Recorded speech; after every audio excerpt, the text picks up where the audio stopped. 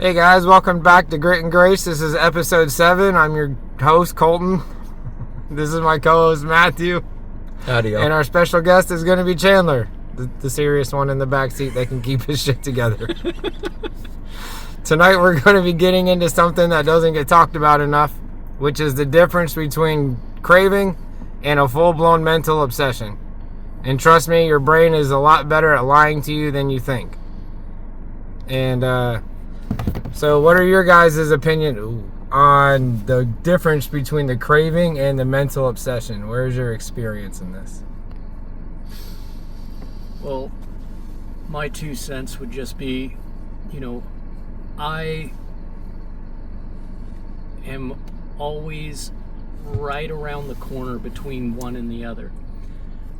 My craving can lead to an obsession if I don't check my thinking, if I'm not in touch with the recovery community, if I don't call the people surrounding me.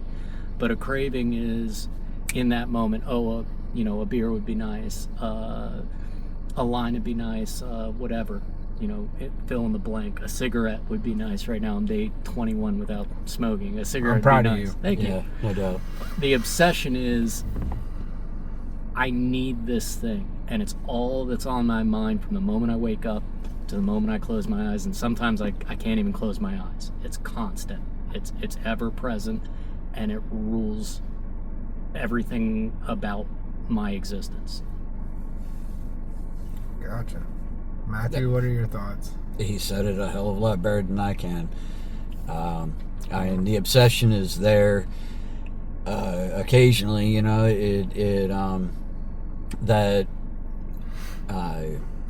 the thought of, of the drink or whatever it is, usually it's, for me, I watch a lot of movies. I'm a movie buff, and so seeing it on a movie, like I was watching a movie last night, and they're playing cards, and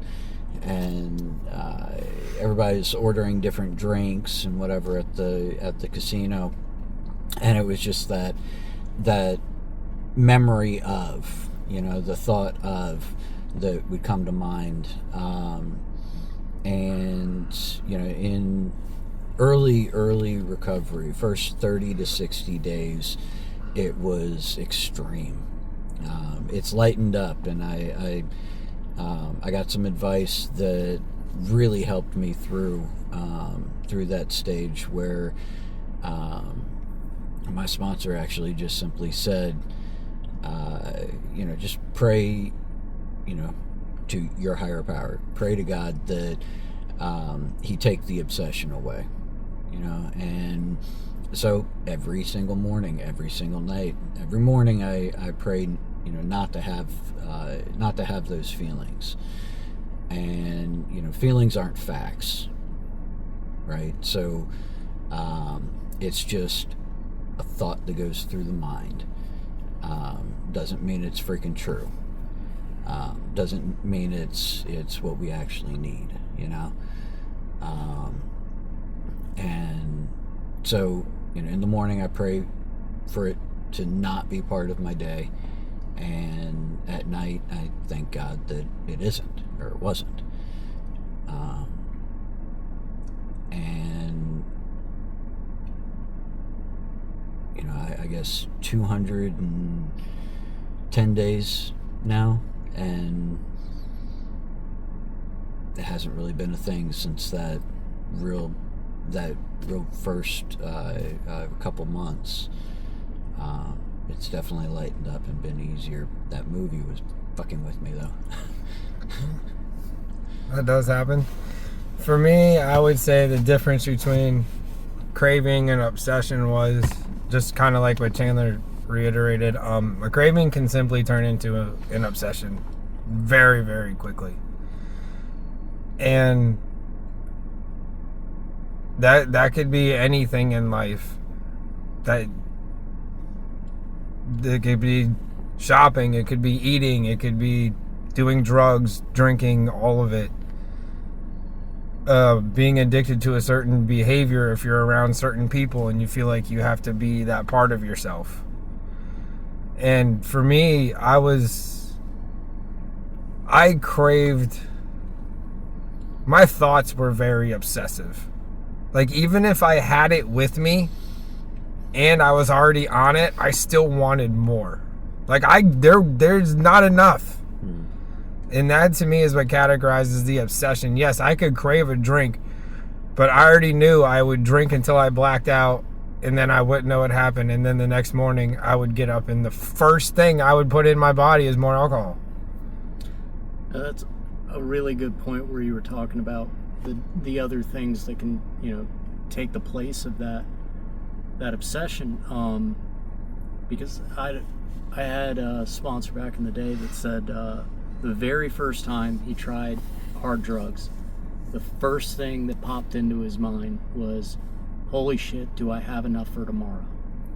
And it's a legit thought. Yeah, and when he said that to me, like, it spoke to that fear of running out, of not having enough. Yeah. But I can apply that to absolutely anything. I can apply that to, I can apply that to Amazon. And I'm guilty of the same shit. Yeah, and that delivery driver just beelines to my house. He didn't even have to check the route.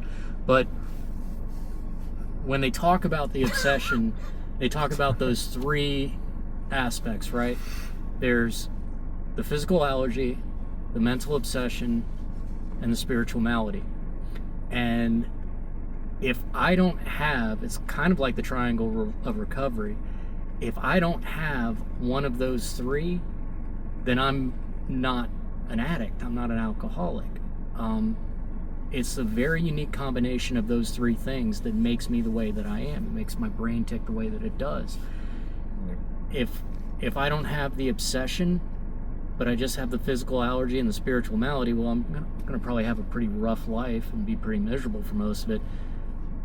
But once I take that first drink, if I don't have the physical allergy, I'm not going to immediately want to take more. If I don't have the obsession, I'm never going to have the idea to take the first drink. And if I don't have the spiritual malady, then I'm not going to be constantly seeking to put something in that God-shaped hole in me, that higher power, make something else my higher power, whatever that might look like. Yeah.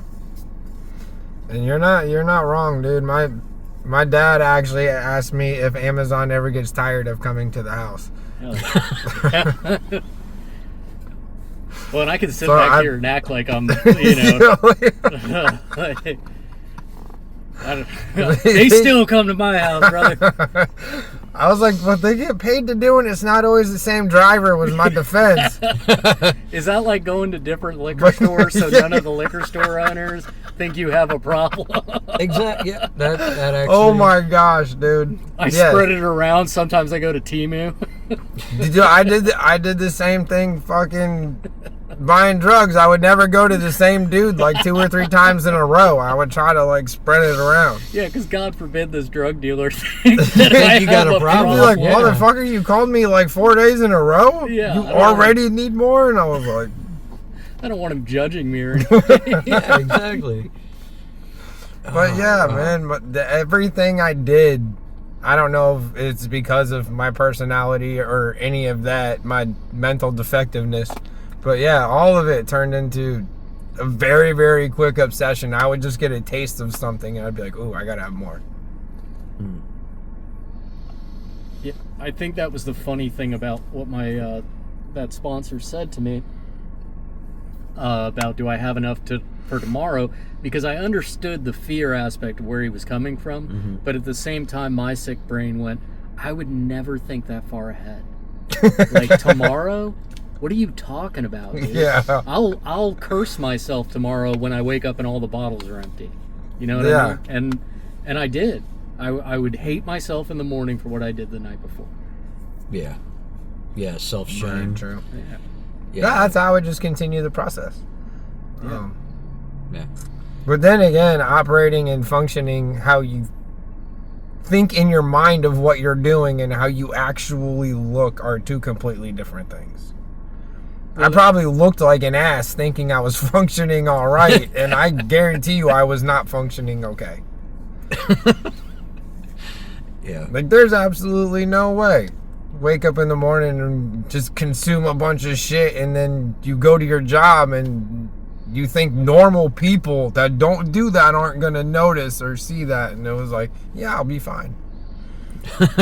I can't imagine the person or the version of me that they saw, but the one that I thought was acting out, that motherfucker was delusional. But yeah, that you talked about it before, having that imposter syndrome. Yeah, thinking you're somebody and doing something, and then you're not that person at all. It's not what everybody else sees. And it's also goes to like what we heard tonight was somebody talking about how, you know, I'm not. It's not that I'm a bad person, or, you know, like morally like the villain or anything. I don't believe in Disney villains. That's something that I say all the time, because it reminds me that the other people I interact with on a daily basis, even if they don't treat me that well, to them, they're the hero of their story, right? They're not out to get me. They didn't wake up that morning and like, you know, plan their day out to cut me off in traffic or anything.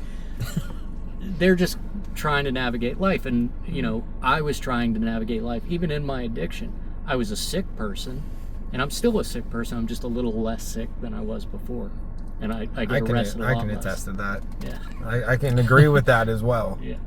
Yeah, fully resonates. Yeah, I was definitely a sick individual. Very sick-minded with a spiritual malady. And because I tried to, even attempting or trying to get the outcome of a situation was an obsession. That was a craving, just trying to get things to happen a certain way. Yeah, I was very much so the manipulator. You know, manipulate the situation, the person, whatever, just to get to that outcome that I saw at the end of that scenario. You know, it was you getting what you wanted. Yeah. Yeah. You know, and it whether it was, you know, family time and picking the restaurant, you know, because they've got that appetizer plate that I really like. You know, I want that. You know, so hey, girls, guess what? Guess where we're going? Yeah. Again. Yeah. And you know, or I think we've talked about it. Like when I was in sales, I would raise the customer's seat up a little bit, or, you know, lower my seat so that they have a little bit higher of a vantage point, so they have the perspective of the perception of power, where I knew I was going to control the numbers. I knew I was going to control, you know, whatever it was about the deal itself. But you know, it would be, you know, give them a little bit, because I know I've got this, and I want them to feel a little bit more comfortable in the situation. You know, all the thank you cards behind my head, where they're not going to be looking at me, they're going to be looking at that. You know, whatever it was. You know, even when I sold cars, I would bring a car around for a customer, and I would lower the seat or raise the seat, move it up, move it back, however I needed to, for them to feel comfortable in that seat as soon as they sat down. I don't want them to have to adjust anything. Like, oh, so you'd premeditate the position of the chair? Yeah, pretty much. Okay. And that's, you know, what that speaks to for me is control. Mm-hmm. I'm terrified of not getting my way, of you know, of not getting what I feel I deserve. Mm-hmm. And I'm gonna control. If only the universe. I still have that fear. Yeah. Well, if only the universe would behave the way I wanted it to, then I wouldn't have to get blackout every night of the week. Thank you. And total cars and ruin people's lives. Everything would be fine if y'all would all just behave. Exactly. If the tree would just get out of the way, you know. What's the tree doing in the road anyway? I mean, if the tree wasn't in the road, yeah, exactly. You know, they moved the road to have the tree in the path or something, you know. And they whatever. did it just to spite me. Exactly. That was a personal vendetta. Yeah. Yeah. I mean, the tree freaking got up. You saw its legs. It got up and moved over to the middle. It was sitting in the lines. freaking trees. Well, that obsession, I like how you kind of bridged over from, it's not necessarily the drugs and the alcohol. They play a part. Yeah, well, it plays a part. And also, have you ever noticed that when you were still actively in it, and you get off work, or you pick up, you score, whatever it is, and you get that first substance before it could possibly have actually hit your system, what was the sound you made when you slam back a shot or a beer? Oh, that alcohol isn't in That your fucking relief. system. It's not in your system yet. Right. It's all that's up here. Yep. Exactly. In your head, Yeah, I controlled. Here's something I can control. I know this is going to give me temporary ease and comfort. Let me put it in my body. Okay, I put it in my body. I did the thing. Pretty soon now, stuff's going to start happening. But my brain's already given me that shot of dopamine, which is how I knew that the fear. Once I got sober, I didn't know this before I got sober. Jesus, I was a mess. But once I got sober, I realized how much of that, the fear was a lie. I was so afraid of running out. I was so afraid of getting dope sick, of, getting clean. And the reality of it wasn't fun by any means. I mean, we talked about that a little bit this evening. Yeah. But it couldn't, there was no way that it could possibly lived up to the boogeyman I had in my head of what it would be like. I had this, it was impossible.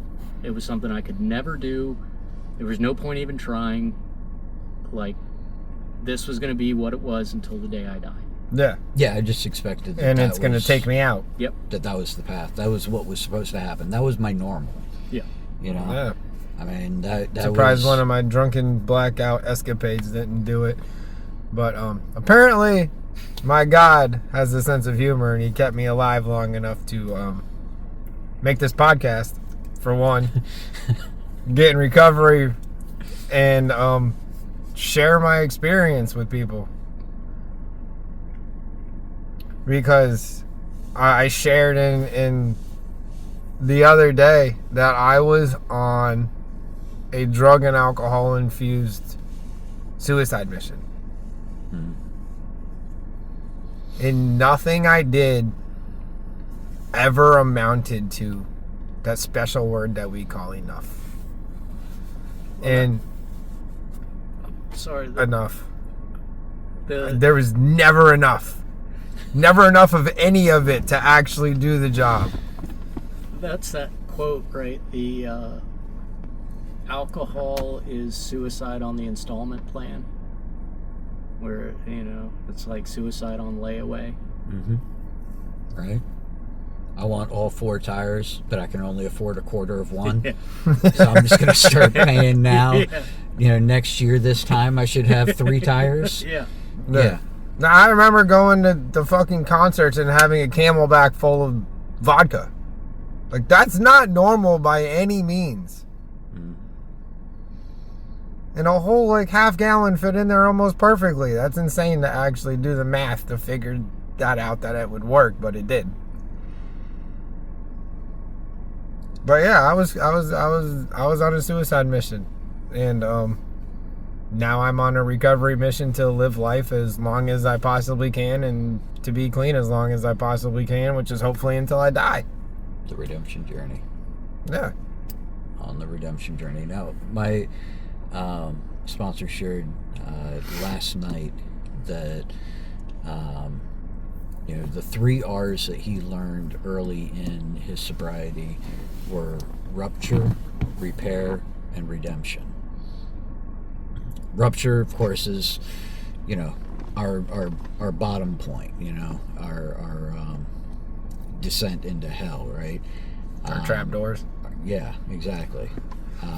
Right before we hit our Damascus Road and realize, what we've come to realize, and everything that we've said, that our brain, our thought processes were the problem. The drug is the drug, the alcohol is the alcohol, but the problem is the way that my brain, processes shit.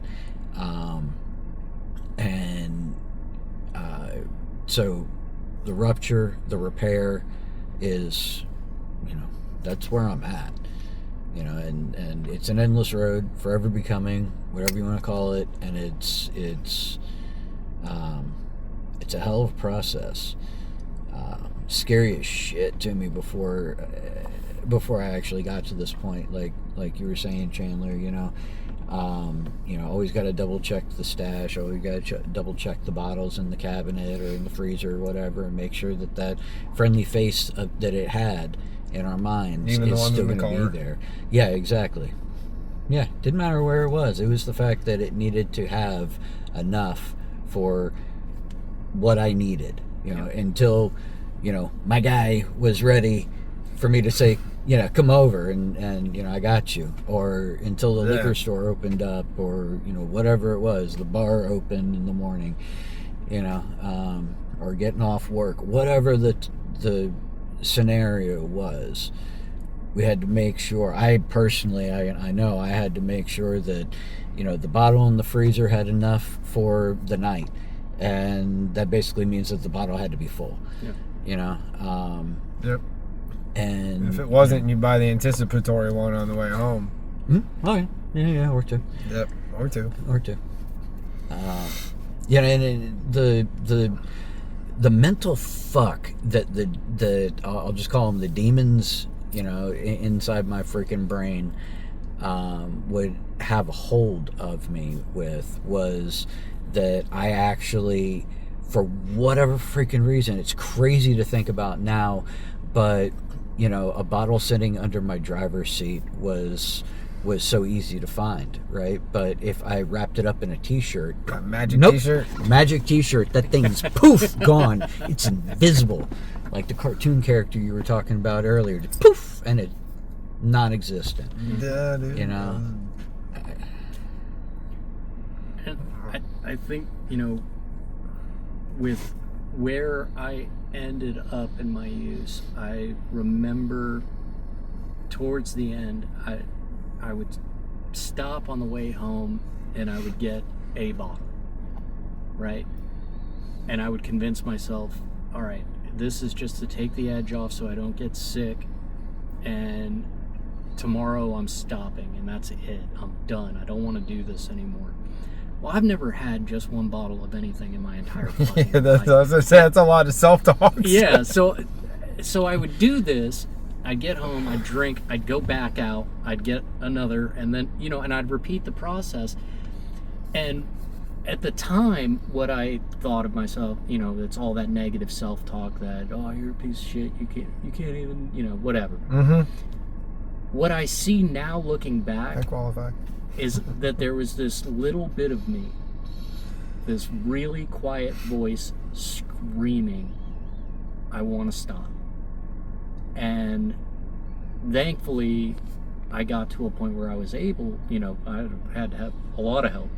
I wasn't able to just all right, well, I'm done now. I had to Sign me up on the done train. Yeah, I had to go someplace with very kind people, and at first, paper gowns and grippy socks and soft padded walls, but eventually, I belonged in there. Yeah. Eventually, I know. I know. You might too. No. Eventually, that got me to a point where I knew what that voice wanted, and that was the real me, and that everything else was this caricature that I was playing, that I was tired of playing. Yeah. I was tired of that act.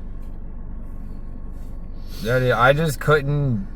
I had the fear of actually going to those places and getting the help that I what the fuck kind of sick thought is that? Like, you actually had the thought.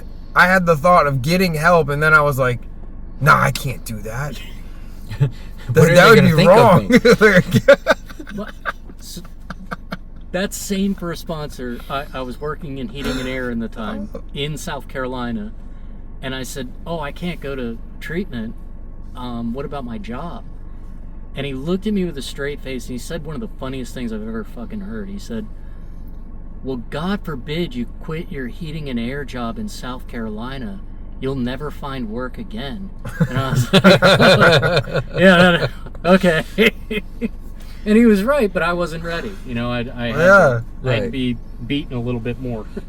Oh, you know, and that just again shows the mental the mental thoughts that we have. You know, the game that the disease has, that it's playing on us. You know, like we're the little marionette doll. You know, and you know, yeah, I will never do that again. Yeah. So, I mean, but seriously, it just like straight up fucks with us and keeps us in that cycle of repetitive harm, you know, self-harm. And you know, the drink, the whatever, is just a substance. It's no different from a brick wall. If I bang my head against the brick wall long enough, I'm gonna think that's freaking normal. You're gonna walk by someday, some Tuesday, you know, and it's okay. I will do that again. You know, headbanger, old school. You know, you can tell from Grow my your hair back out.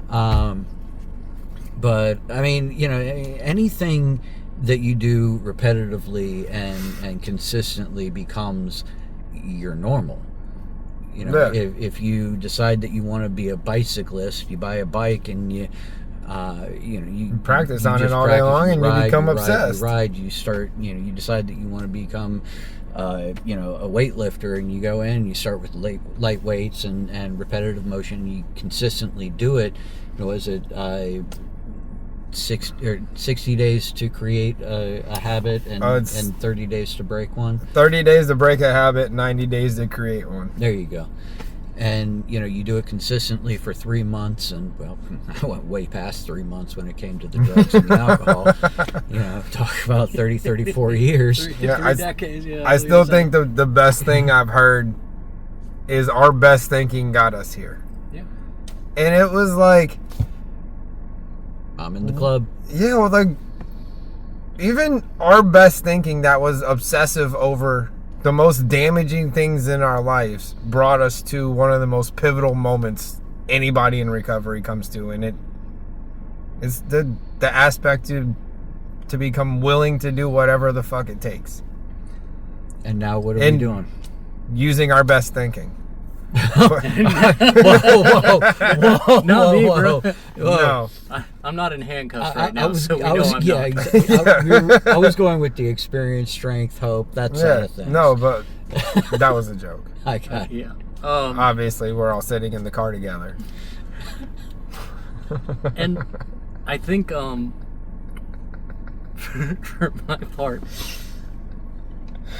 that habit that you talk about, when I first got into the rooms and all these people are so freaking happy to be there and they're all wanting to hug me. Off. I thought they were all bullshit artists. Yeah, that they were lying to me or they were lying to themselves. Y'all are fucking actors, huh? Yeah, either y'all are pretending and you're not this happy and you're saying it over and over again so you'll believe it, or you don't have the same thing that I have wrong with me, because if you were like me, I'm different. Yeah, I'm special.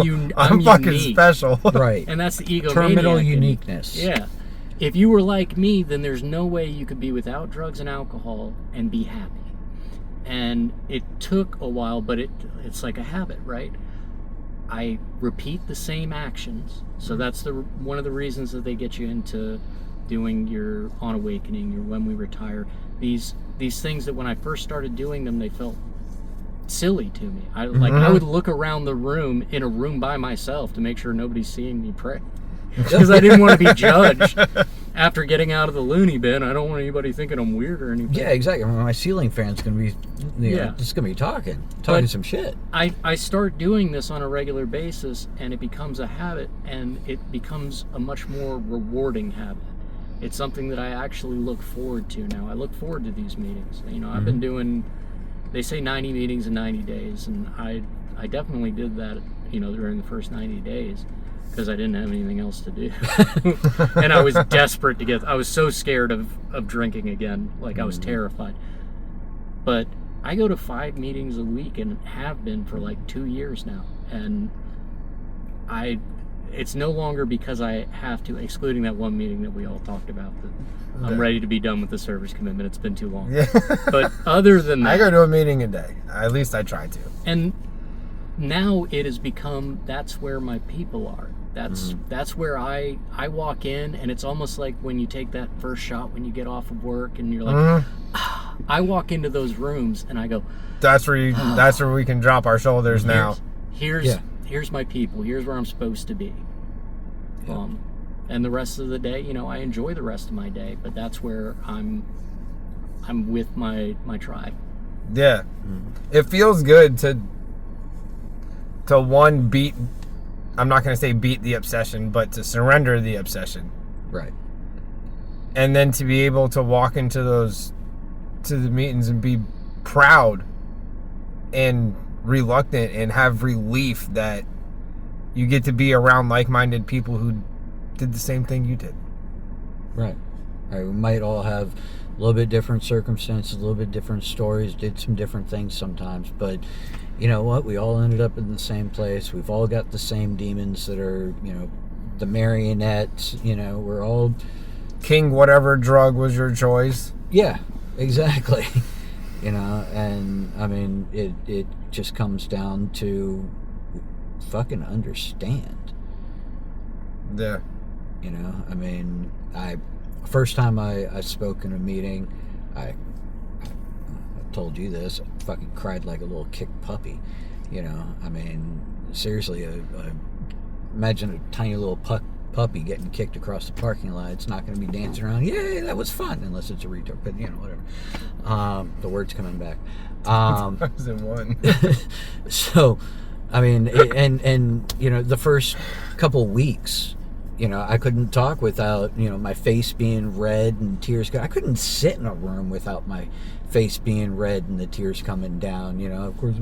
Dude, I tried to, I shared in a meeting and tried to share like what I thought was going to be simple and clear and I could just get it out. It was none of that. It turned into runny nose, fucking crying eyes, a big all bubble of it, coming dude. out of one nostril. It was bad, and the only thing I wanted to share was that my mom finally said she was proud of me for making a good decision. See how that came out normal? That's how I expected it to come out. It did not come out anything like that.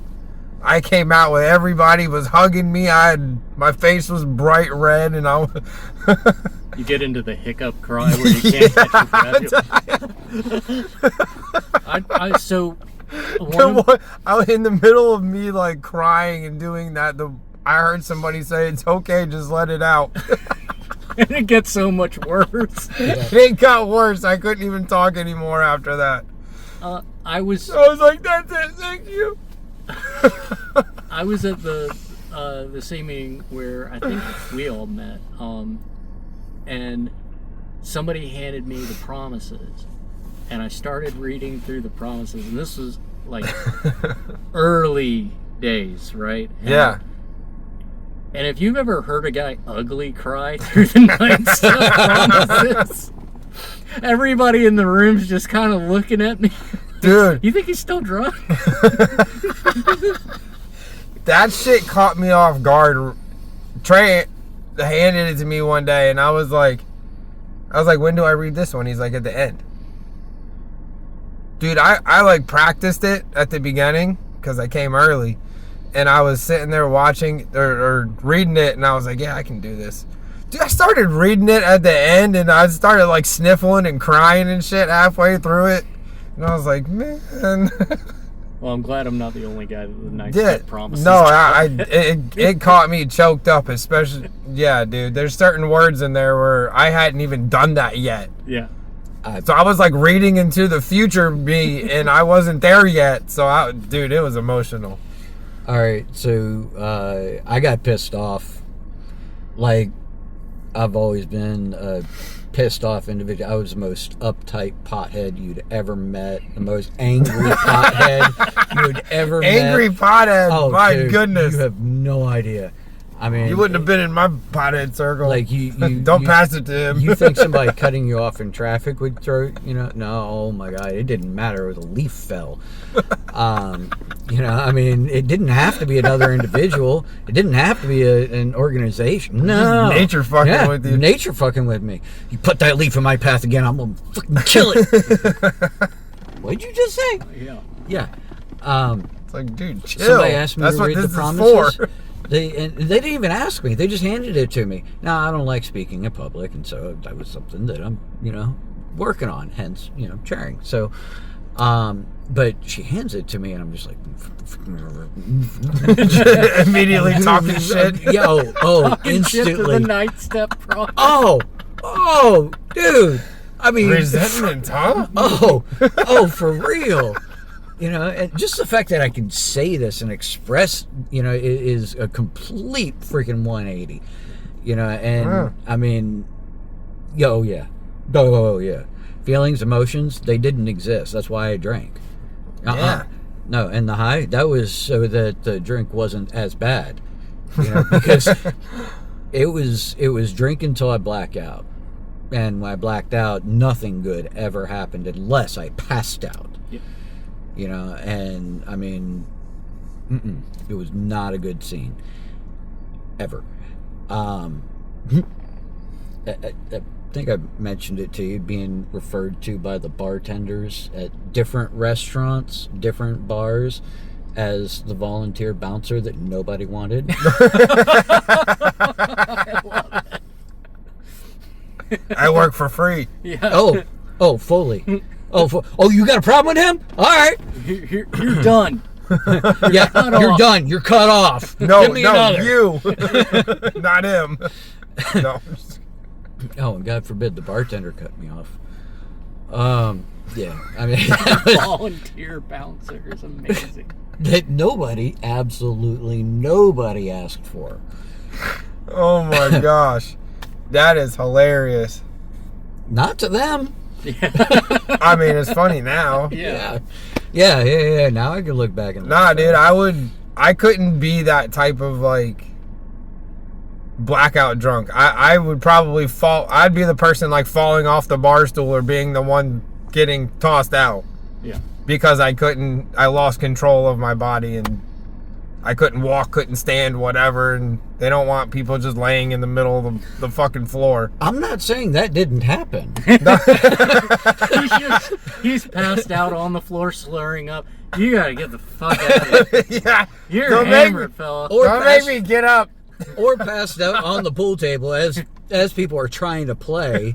It's like the top half of me is asleep on the pool table. Bottom half of me is trying to kick somebody out. Like,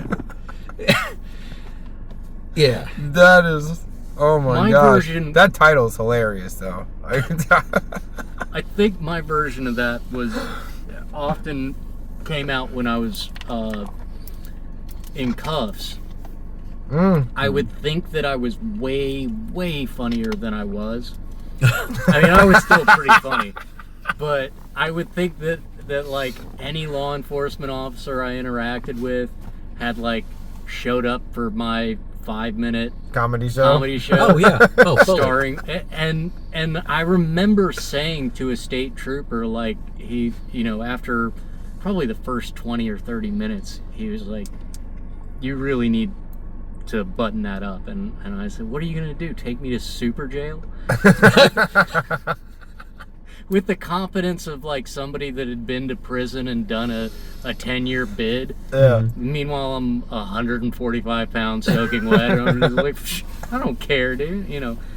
And you're about to. Yeah. And I didn't when I was hammered, but then I'd wake up in jail again, and I'm like, oh God, who do I have to call this time? Who's gonna answer the phone this time? Have you ever called enough people from county that there are certain people that are gonna automatically reject that? They give you multiple phone calls? No. Oh. No, this is he's saying each time. Yeah, over the amount of time. He ran out of lifelines. Yeah. I got to a point where I was like, okay.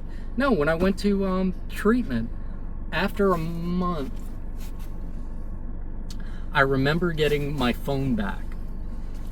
And It was a sobering. I was sober at the time, but experience that I had not one missed call.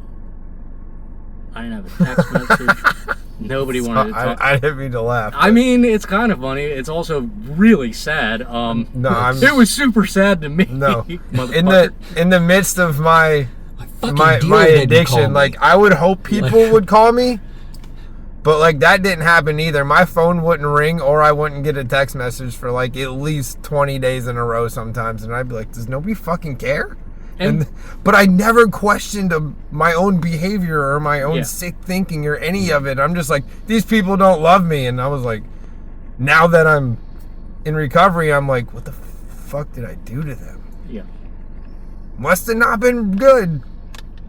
Yeah. They stopped communicating with me. Like in sobriety, I'm like, I wouldn't have called you either. You asshole. You know? So it's the difference between then and now. Yeah. Yeah. Now my phone rings off the hook. Yeah. Yeah, we didn't hear from you for a couple of days. We got a group of people messaging. Fuck, I was on vacation, y'all. Yeah. Can I actually just take some time away? From the group? No.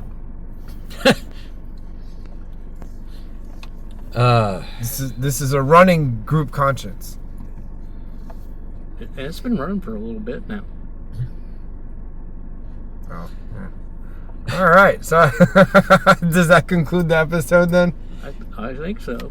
No, I wasn't saying about this. Oh, yeah, no. No, I meant our group. Like yeah. Yeah, that one too. Right. Then again, it's been like Dude, 4 days since anybody. That catty. No, it's been like 4 days since anybody said anything in it. I was wondering if everybody was all right. Like I've texted a few people individually just to make sure they're okay, and then I feel weird just like asking the group, "Hey, are you guys all right?" Am I speaking into a void? Yeah. I'm the only one here still? All right. So the obsession, basically what we were surmising from this conversation. Yeah, the craving and the obsession. Yeah. And the fact that our brain absolutely lied to us. Self-created. But both of them are a lie. The craving is a lie that you see the truth to the lie much more quickly than with the obsession. The obsession, it takes a little longer for you to see the truth to the lie. You know, you briefly touched on something that absolutely like blew my mind in the beginning of this process, this journey. What's that?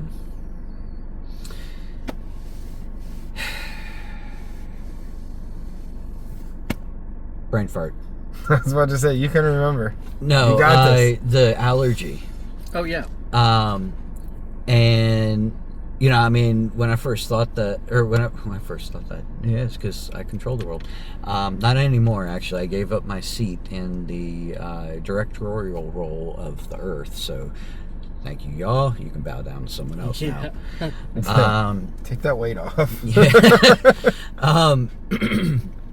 No, and like, because in my doctor, right? He has in my charts that I'm allergic to snow, and you know, and that I jokingly said, and you know, they didn't accept it at first, and I explained it, and then they saw how pissed off I was getting, and they're like, "Fuck!" And I was high, like how pissed off I was getting about them not understanding my hate towards snow, and I need to have it as an allergy, and then comes to you know, what I write down in the beginning of a doctor's appointment, you know, and then they ask me, so what's stupid? I said, everything around me, and they're like, no, seriously, like, you have as an allergy stupid.